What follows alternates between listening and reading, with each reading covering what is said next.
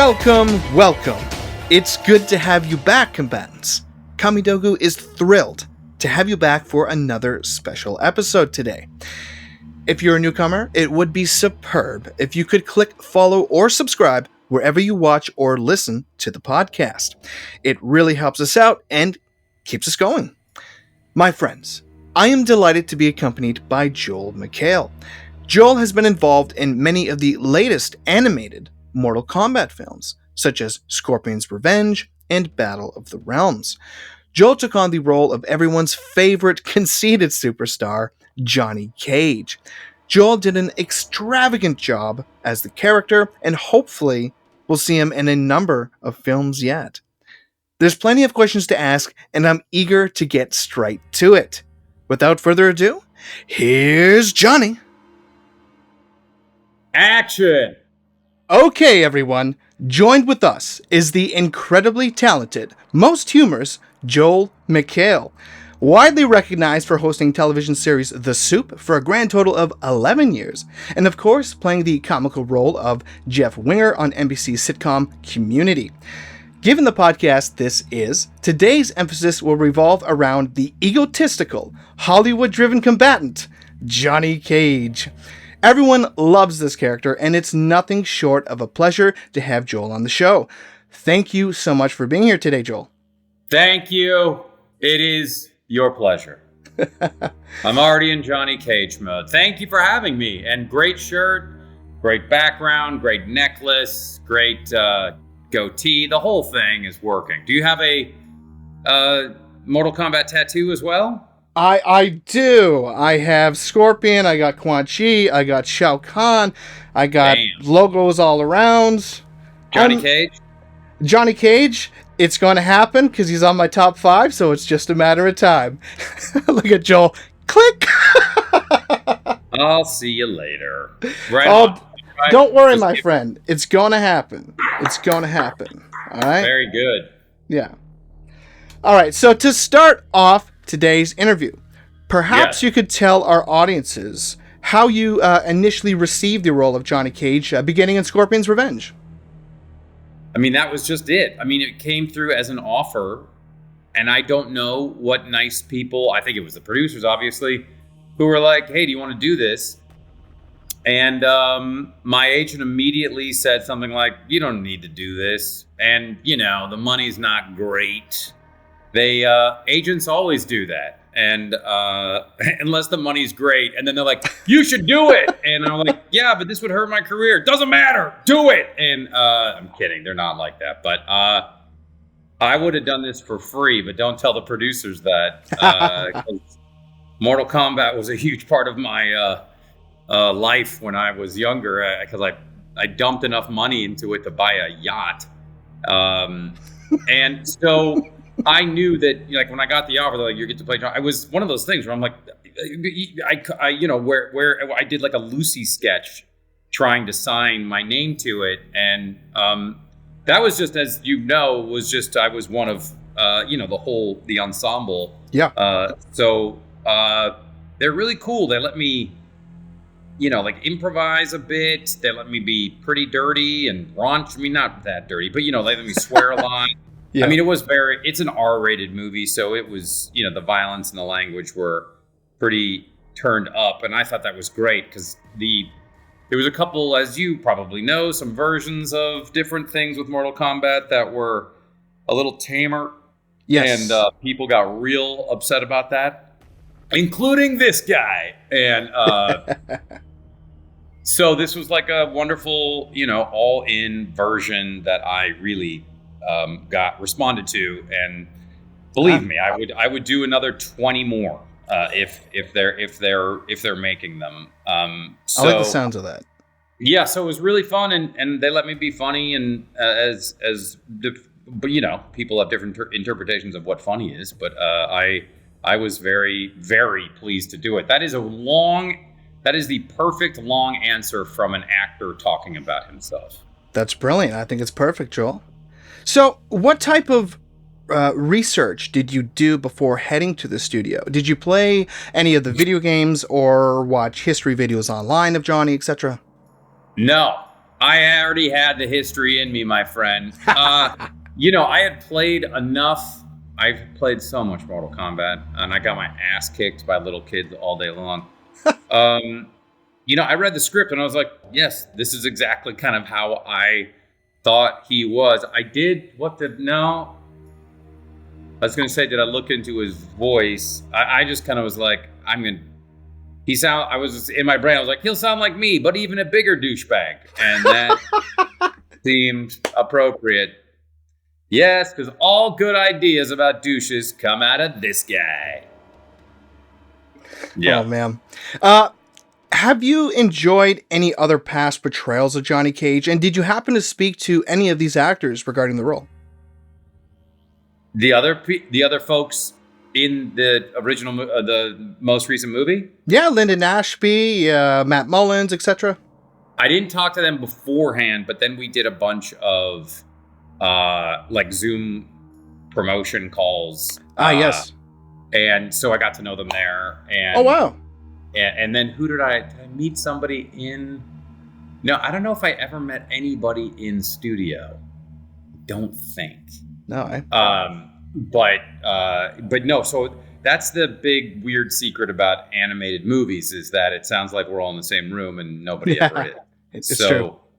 It is a miracle the way they put them, edit them together to make it look like we're yelling at each other and talking in the same conversation. Because as you know, actors' schedules are very precious, and we can't be in the same room with each other. So, and then aside from, I didn't watch any other movie. It really shows you the dedication to my craft. I had seen to the extreme clips, but I didn't study a clip to go, this is the one. Yeah. So I just played a role in the wonderful and great, insanely talented Brittany Snow wrote and directed a movie, and I play a super drunk person in it a lot. And okay. That one, I did a ton of research because it's really easy to screw that up and fuck that up. Not that this was an easy, this is a slam dunk. But the producers were like, it sounds like you got him in your voice and keep going. So I was like, great. Sometimes that happens. Other times they're like, what are you doing? What is that? I don't know what that is, but it's not what we want. So please leave. Yeah. So with each role comes a different amount of work, and this one was. I think I have one more cleanup session for the movie, which it's really fun. I get to screw around and have fun and say stuff, and I see the renderings as they get closer and closer, and these movies take a long time to make, and the art is so well done and takes so long. So the actor part is really the easy, lazy part, which I am happy to do because I am pretty lazy. Yeah, so fill us in a bit more about how it was working on such films in the booth. You stated before that your voice was absolutely shot by the end of the day. And how was it working with director Ethan Spalding for these movies? I mean, he's terrific. I think he's one of the reasons why they come together so well. Yeah. And believe me, again, I am an actor, so I don't know the number of steps that it takes, the amount of work it takes to finally put the whole thing together where the director has all that stuff in their head. But he, driving the story, I mean, it's all the kind of simple stuff, which is keeping the story going forward, which the script is already there. And then with my character, with all of them, especially mine, I would say, because especially in the first movie, I was definitely the comic relief. They let me screw around a ton, and I know that I contributed a lot of extra stuff that was completely unnecessary, so that they can just throw that away and then take, my character stuff, which is telling the story, and then hopefully insert a lot of jokes that are character driven and not just fart jokes, which I'm still hoping are going to get in. What would you say, actually, are some of your favorite scenes in the animated films? Which moments do you feel turned out extremely well? I liked the love story, or my character pining after what's Sonia? Sonia, that was the best. Yes. That stuff made me laugh, and I think it's so funny, that dynamic. Like, the guy who thinks somebody's in love with them, and then the other person who's like, "You're an idiot," and he's like, "Absolutely, I see that I'm getting to you," and I find that dynamic pretty funny until it becomes creepy, and then all of a sudden it's a stalker film. But that dynamic, I think of like this kind of bumbling idiot who doesn't get it, and then he kind of has a come to Jesus moment. Is like, oh, wait a minute, I have been an idiot. I love that stuff. I love that dynamic. And I've said this a zillion times, but the violence is very creative and good and over the top and wonderfully. I mean, the rendering of it is so crazy, and how good it is. And it's not. Yes. It sounds so strange. It's not cartoonish, but it's very. It's so well done. So I don't know if you could do. I mean, you could. It would just take a lot of time and money to do a live action that's as dynamic. How much of Johnny do you think is in your personality altogether? Oh, he's always there. Right here. When I was doing Community, people were like, "Oh, it's just you. That's just you." And I was like, "Well, I'm not I don't sleep around. I'm not a womanizing lawyer. Yeah. I am an actor who's been married at that point for like 18 years. So I was like, so there's a part of me, I think, whenever like how much of you is in there, I think, for any actor, that thing is a part of them, the thing that they make and work on. I mean, I'm naturally, yes, a douche. So that is helpful, no doubt. Straight up.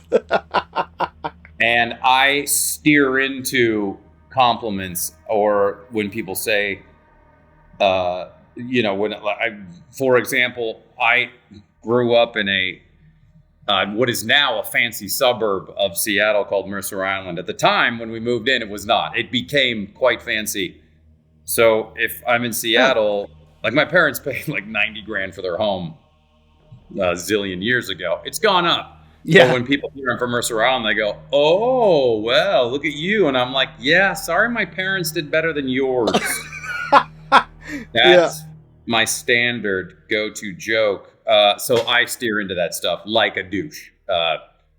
Hopefully I'm not as clueless as Johnny Cage. I wish I was as physically, in shape and flexible. And could actually leap 10 or 15 feet into the air. That would be great. Well, I thought you were still trying to prove to people that you have abs. Hell, word on the street. You do your recordings with your shirt off. Is it true? Yeah, I record everything with my shirt off. I don't want any of that sound being absorbed by a thin layer of cotton. No okay, I see your logic. And I have a spray bottle to make it look like I'm always sweating. Yes. Oh, very well done, Joel. Very well. Thank you. Here's a question. Yes, you don't have to. I can ask you a question. When did you become obsessed with Mortal Kombat? Oh, I became pretty much the moment I came out of the womb. I just sort of sparked from there. No, in all realism, I was about 3 years old. It started with the first Mortal Kombat game. Yeah. On what console? You're too young to play upright games. I think it was the Super Nintendo. It was the first Mortal Kombat game. Yeah. Well, that's not the first one. The first one was in the arcades, of course. Oh, well, yeah, technically speaking, it came out in the arcades first, and then a little while later, yes, it came out for the home console systems. See what I did there? I corrected you. Oh! Mortal Kombat history. Yes! Oh! Yes! Oh, shit, you got me, Joel. You got me. Damn. Well, And like now, if you were, I don't know, if you're obsessed with Final Fantasy, do you change the backdrop and the tattoos and the T-shirts and the necklace, and all of a sudden it's a Final Fantasy thing? You know what, Joel? Mortal Kombat is in my blood, so I just display it 24/7. I got about 100 shirts, okay? I've got all kinds of bling. I'm full of tattoos. Nah, man. I keep the backdrop the way it is. Nice. Where'd you get it? Oh, from all around the world, probably. Everything. I got statues and you name it, so it's just slight addiction. I don't know. Like you have a room that is just full. That is dedicated. Yes. And soon enough, I'm definitely going to have to probably start a few rooms. So someday there will probably be a Mortal Kombat museum, and your collection will be displayed. Yes, absolutely. You know what? I was also thinking I should have one particular room that's based around Johnny Cage. Maybe you can come check out sometime. Couldn't agree more. Yeah. When did it start? 99? It was in 1990, the first game, or 89? No, it was 92. Okay. Yeah. What 30 years. Who would have thought? Oh, it's incredible. It's absolutely incredible. I have a question for you though. Can you actually do Johnny Cage's splits punch in real life? No. Oh! Are you kidding? I would be hospitalized. Oh, that's not good. I would probably avoid that. If there was like a machine that I get strapped into that makes you do the splits and punches at the same time, it would be the loudest sound next to like a Blue Angel breaking the sound barrier. It would just be crack, and then I wouldn't even have an ambulance standing by. I would do it in the emergency room. Ah, okay. Yeah. It is well known, Joel, that you actually incorporated an exceptional amount of improvisation to the MK Legends films. I'm not sure if you can, but do you recall any particular scenes that you were really proud made the feature film in which you had included improv? No, because it was just all over the place, huh? I mean, for Mortal Kombat? Yeah, Mortal Kombat Legends, yeah. I mean, I've improvised in a bunch of other things.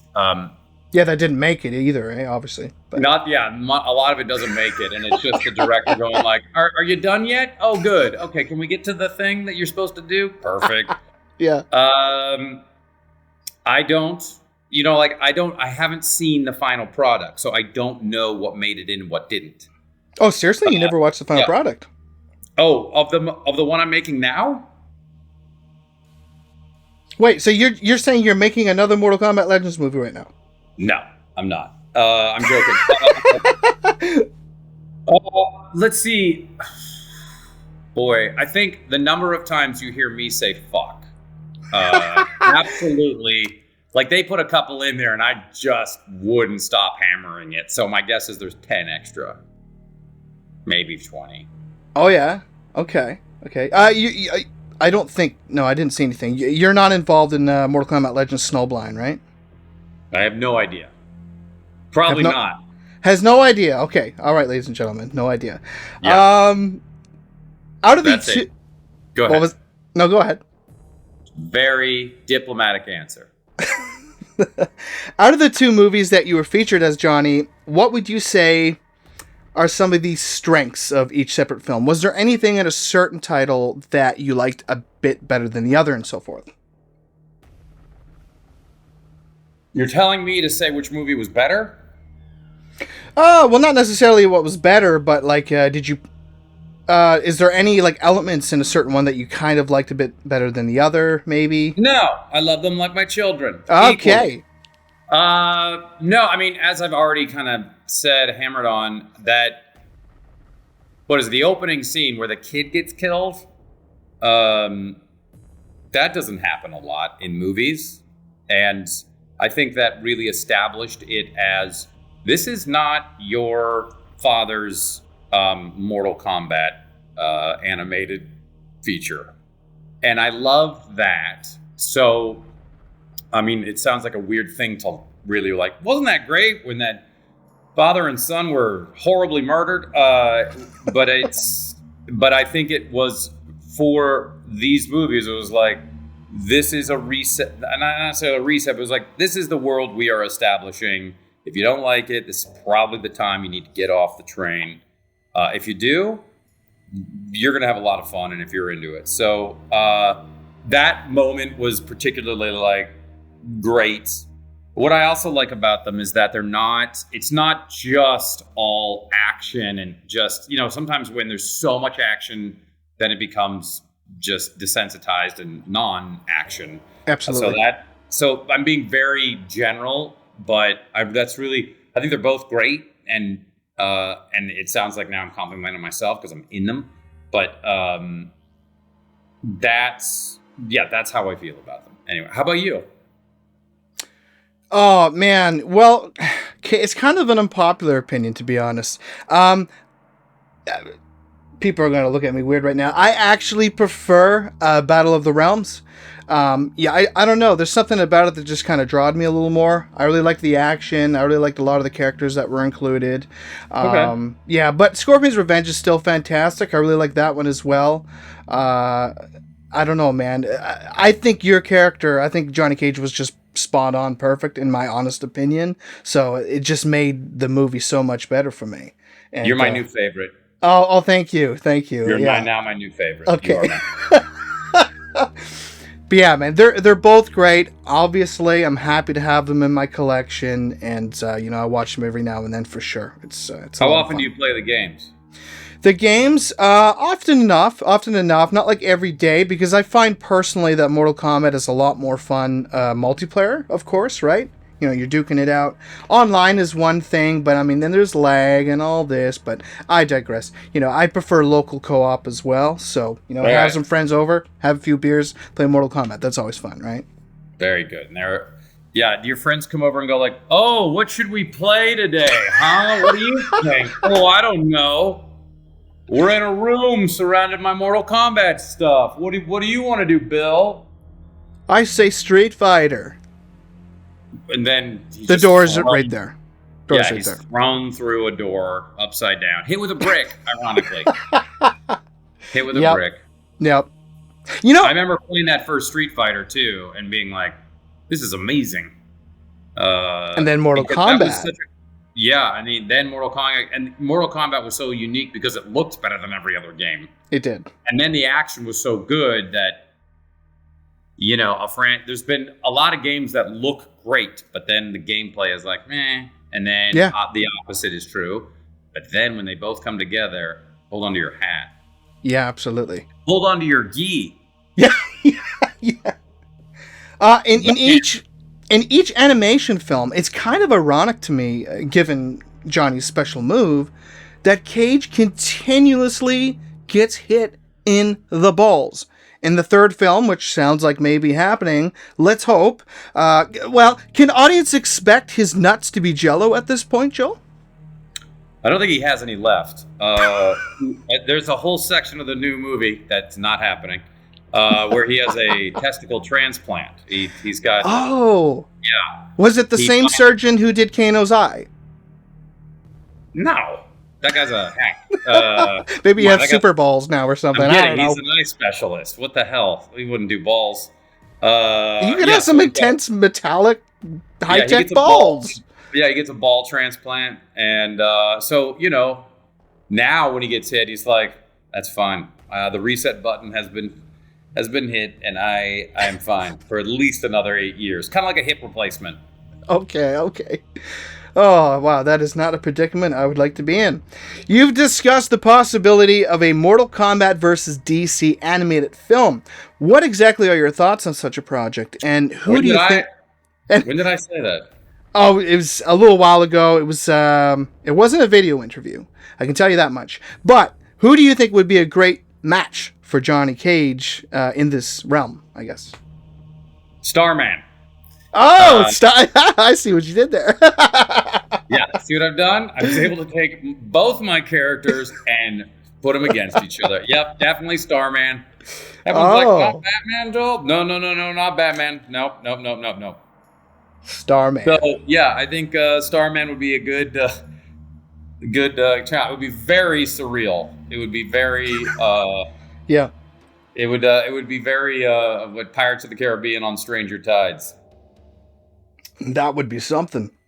Do you think there's a lot of potential in like a movie of that sort happening? No. Truth be told. I don't Next know. question. I mean, I have no idea. That's sort of thing that I just fling out there out of my mouth. And this is why it shows you're good at what you do, because you pay attention and you find details and go like, what did you mean by that, you crazy person?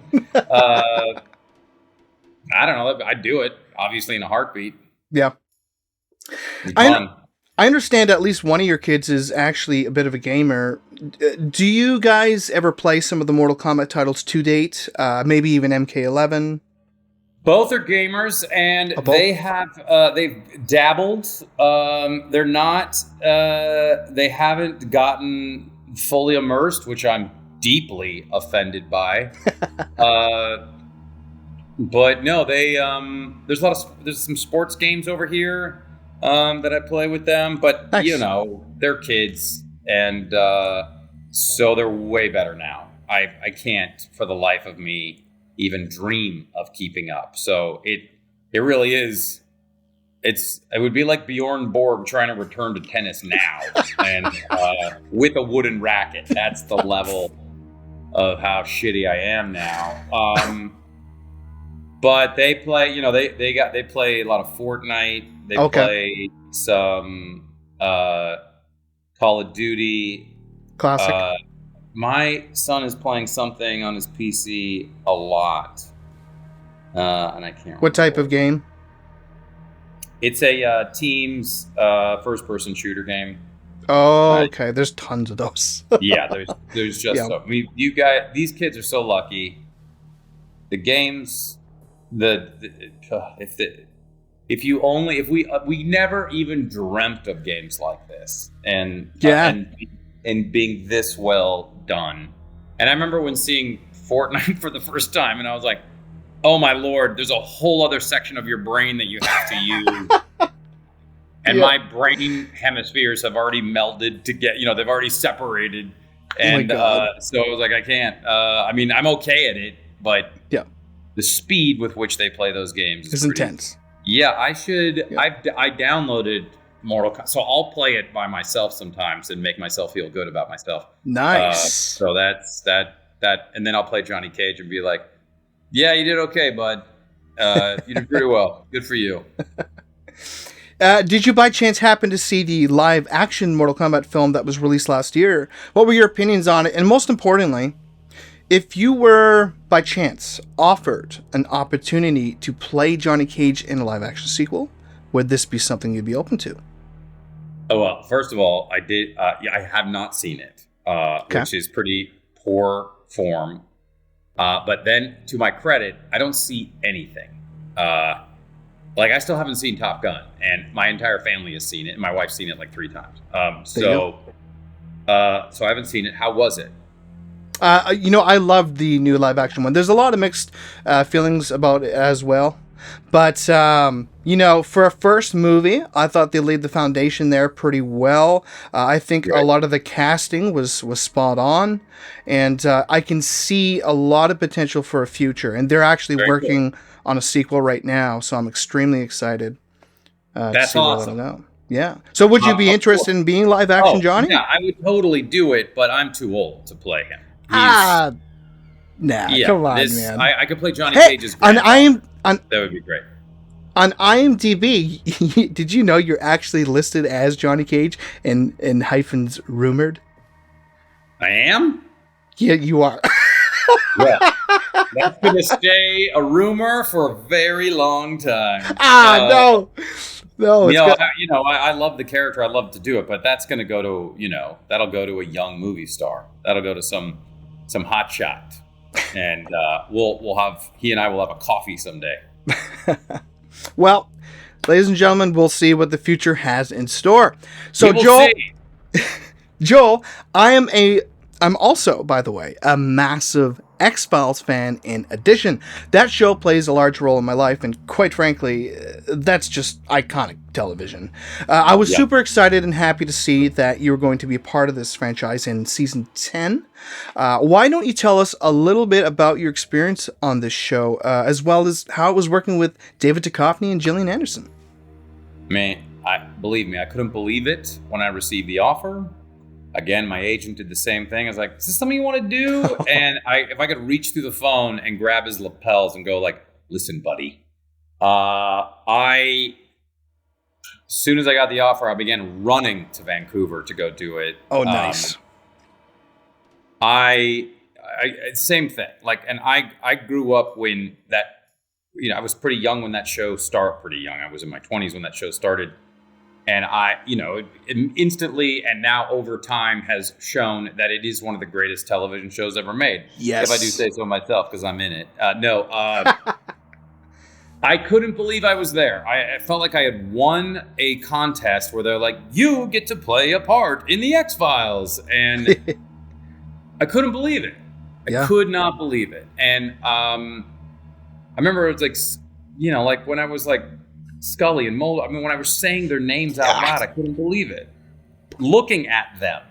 Now I text with them, and it's very weird and wonderful, and I'm like, what a wacky, great world I live in, this insane place. What the hell? How did I get here? So I have to thank Chris Carter, who had the vision, and he is our Rod Serling.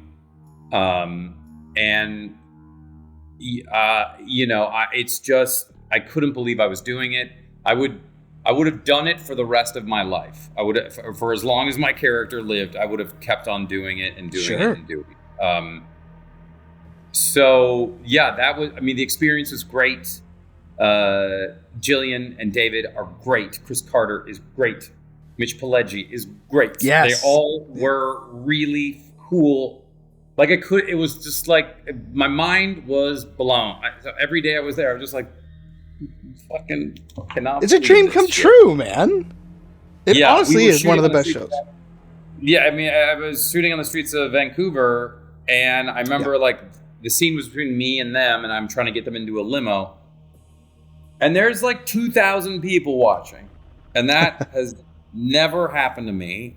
But I'm like, right, these are two of the most iconic characters and actors to ever be on television. And for any of you young folks out there that are like, oh no, it's great, I hear it's great, you really should take time to watch that show, because it is remarkable. Yes. There are things that they did on that show that you can't do now, and as soon as you see them, you'll know exactly what I'm talking about. The episode Home being one of them. But it was just so fun and so great, and I can look back on my career and go, I did that. Do you have the box set of the show? No, I have. I have it on Hulu or whatever. Okay. I just watch my episodes over and over. Oh, just those ones. Okay. I have tons of box sets of DVDs, and boy, I do not. It's so sad that I've gotten to this point where I'm like, it's inconvenient for me to open up a DVD case and insert it into the player. I don't have enough time for that. I would rather just purchase the episode. What a lazy fuck. Would it be accurate to say that you're very interested in trying to get a spot on Amazon's exclusive show, The Boys? This is one of my all-time favorites, and I personally... I love that show so much. Yeah. I think you'd be perfect for it.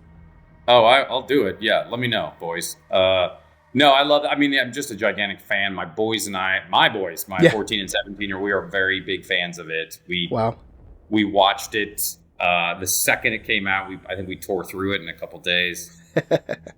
It's just a revelation. And Amazon really did a great job. And they of taking. I wish they'd recorded the pitch when they pitched that, because the comics are late 90s, early 2000s, something like that. Yeah. And I think the comics are even more violent, are even more out there. So, yeah, I mean, I just, they're so good. Jack Quaid is so great in his role. I mean, everybody is spot on in their roles. They're so good. Comedy gold. It's also some of the funniest stuff around. It is truly a comedy in the best way, and it's funny and violent and touching and well-told stories, and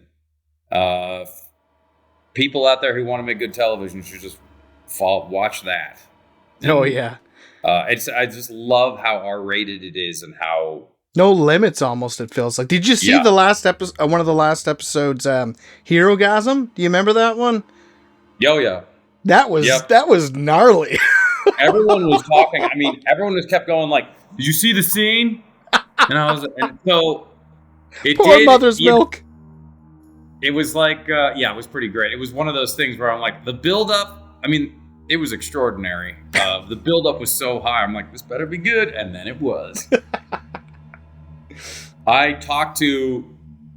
know the woman that runs Amazon Entertainment because she used to work at NBC when I was on Community. And I happened to talk to her, Jen Salke, who's one of the nicer people around that you've ever met and very good at what she does. I was just like, that show, man, it changed my life, and I'm an old man. It's so good.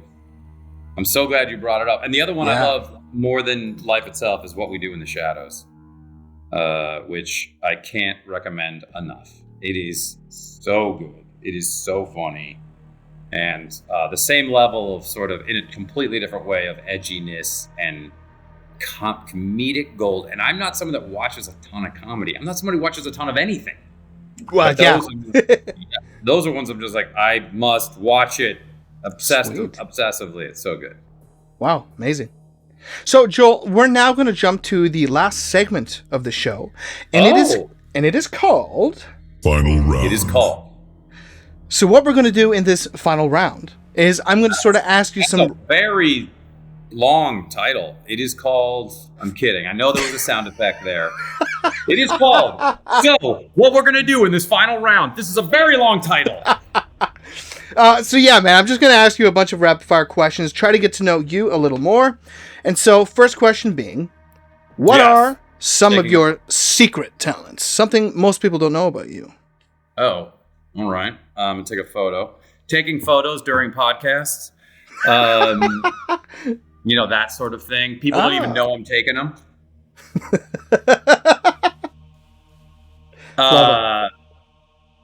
Secret talent. I collect wine. Oh, do you? I drink it. Scotch and bourbon, gin. I basically have a liquor supply warehouse in my home. So if the house catches fire, the whole place. I also restore vintage SUVs. Not personally, but I work with a guy where we restore them, and that's one of my favorite things to do. Wow. And what else? I'm decent at tennis. There you tennis. Go. Excellent. That is. Yeah, I would totally play basketball. I used to play in leagues and stuff, but it would be like a day before an audition. I'd be like, I got a game tonight, and I get popped in the nose. And then I would show up with like black eyes. I'd be like, is it possible for me to get as well? Secret talents. That's about, I'm real good at, spend a lot of time. My goal is to exercise once an hour to keep back my midlife crisis completely, or to me. And that's about it. That's about, I got like really high, like I got a lot of airline miles. A lot of, I bet. Yeah. What was your very first job ever? I had my own company that was just me, that would weed people's yards. Oh, wow, really? Okay. Did a lot of weeding, a lot of lawn mowing. Oh. Then I got a job as a dishwasher at the Tangerine Restaurant on Mercer Island. Okay. And then for years, I made espresso. I made a lot of cups of coffee. Wow. at Sam's Espresso, and I'm still friends with Sam today. Would you look at that? That's excellent. Yeah. So that's my big secret. I guess it's not a secret. I'm a snob about a lot of stuff, and one of them is coffee. If you had to pick, what is your all-time favorite movie to watch? I think one of well, boy, I don't, like when I sit down and watch a movie, I think through my history, the movie that if it's on, I won't stop watching it is Back to the Future. Oh man, we've got that one a few times. That's amazing. It's the most watchable movie, and I think like if I'm picking favorite movies of all time, it's like Blade Runner and Full Metal Jacket. Oh, nice. And a Akira Kurosawa movie called Ikuru that my friend Scott turned me on to. Nice. Scott Derrickson, director of Doctor Strange and yes. Black Phone. So those are like some of the top ones that you hear from my mouth coming out. I also like the Bourne Identity movies. If they're on, I'll just be like, I'm just going to turn this on. And then I'll be like, I was supposed to do the dishes. I was supposed to do some other shit, but I'm just watching this now. Matt Damon took you away. Matt Damon. So there's these So I'm not like favorites to go like, I'm putting 3 men and a little lady in, or I don't have those. Like my 17-year-old, he's 17. This year I introduced him to Battlestar Galactica. And nice. That has a wonderful trip. We have just had so much. Now we're watching Falling Skies together, which I've really enjoyed. I think Noah Wiley's great in that. And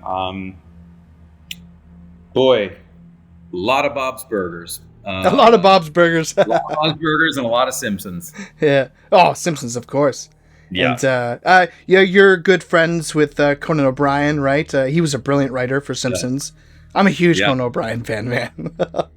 Yeah, he really pisses me off. He's so smart and funny. What a guy. Yeah, what a guy. What was the strangest fan encounter you've ever had?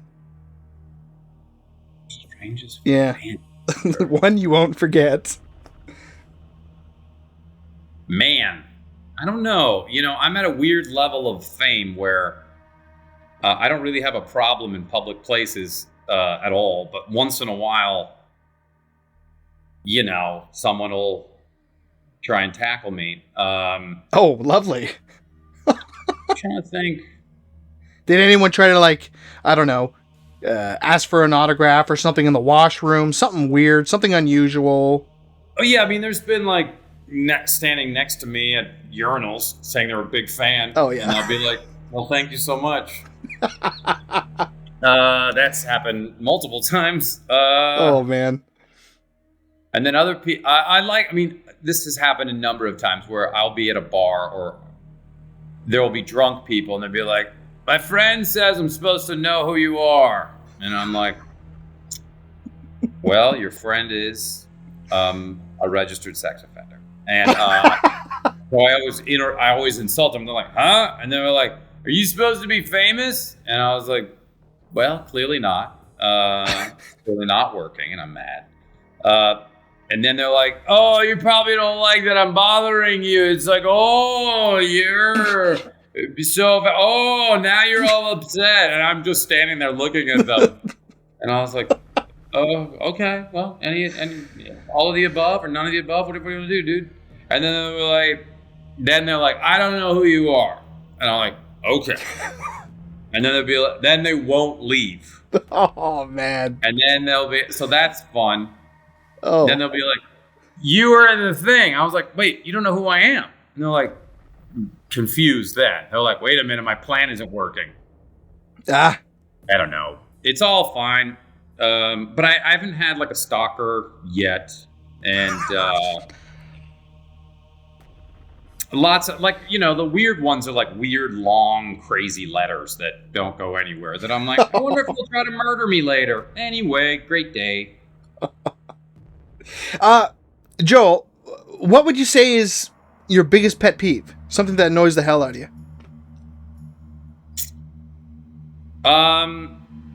Probably The extra 2 buttons I have to tap to turn off my Wi-Fi switch.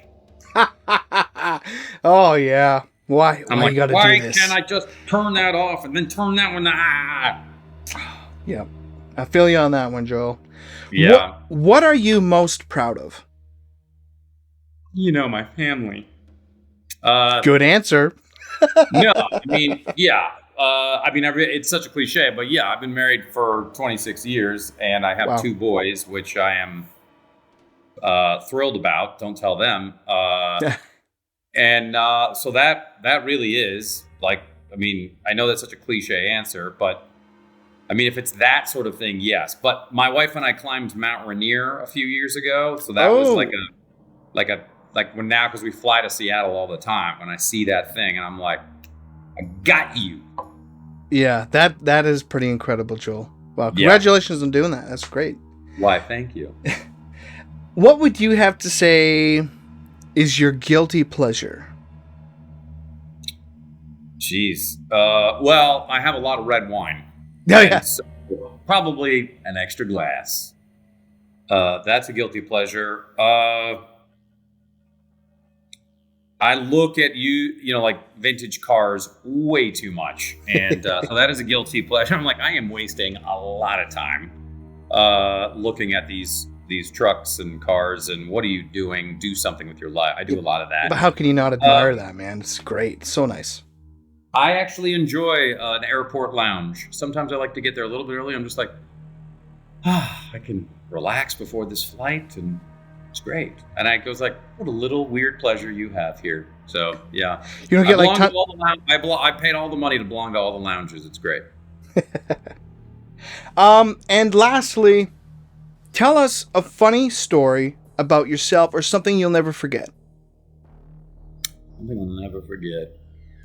Well, I've told the story many times because I never forget it. When I played football at the University of Washington, go Dogs, I was on scout offense, which means, the people that aren't good enough to be on the first, second, and third string offense. So you're on scout offense where you're running the other teams, the opposing team's offense against the number 1 defense on your team. So you practice. That's how you practice. Like, so if we're playing USC, then you're like, we got all USC's plays, so we're just going to run them against the defense. And if the play goes well, then you redo the play and show the defense again, hey, you missed that thing. If it happens, don't do it. So I was playing a tight end, which is what happens is if the ball gets hiked and there's a blitz, the tight end immediately in this play jumps through the line to catch a very quick pass, because here comes 9 guys on a blitz, and if you can dump the ball over, well, the ball got dumped over to me. I caught it and was hit by one of the best linebackers on the planet named Dave Hoffman, and he knocked the wind out of me. Bad. Then it was, all right, run the play again. So then I get back there. I haven't breathed yet, and I run the play again. I catch it. He hits me again. I have some sort of double special secret wind knocked out of experience. Then they're like, we got to do it again. Oh my God. I'm like, that sounds good. And they were like, hike. And I just ran the opposite direction. And it was great. And then finally I started breathing. So dumb. Wonderful. Oh. God bless you, Dave Hoffman. I'm friends with Dave now, and he's still a terrifying human being. Don't mess with him. Wow, what a story. Yeah. All right, well, this has been an absolute blast, Joel. Thank you. Thank you for having me. Thank you for promoting things that I'm in. Yes. But before we go, is there in fact any current project that you'd like to promote at this time? Oh, Stargirl. Watch Stargirl. It's on this month. And it's on CW and HBO Max. I play Starman. Yes. I'm on all season.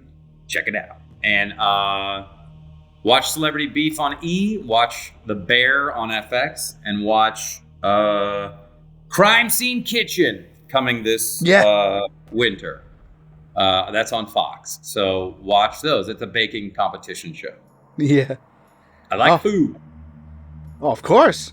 Can't go wrong. Well, yes, it's been a lot of fun. And so, and lastly, where can listeners find you on social medias? Joel McHale. Can't miss it, folks. My name is my name. So enjoy Twitter and Instagram and my TikTok, which is I'll need help from some of your listeners and viewers on how to do TikTok. I'm terrible at it. There we go. Okay. So you're pretty much on all of them, in other words. I'm on all of them. Yeah. Okay. Okay. Cool. All right, Joel. Right. Well, yeah, I'll talk to you again sometime. And thanks, man. You're a very nice man to do this. God bless you. Thank you. All right, man. God bless. On. Johnny Cage for life. There you have it, folks. That was Johnny Cage of the Superstar variety. But you probably knew that. We at Kamidoku appreciate you taking the time to tune in today. We have another great guest coming up shortly. Another big thank you to all our continued supporters, and we'll be seeing you shortly. You know how it goes, combatants. Have fun, stay safe, and stay flawless.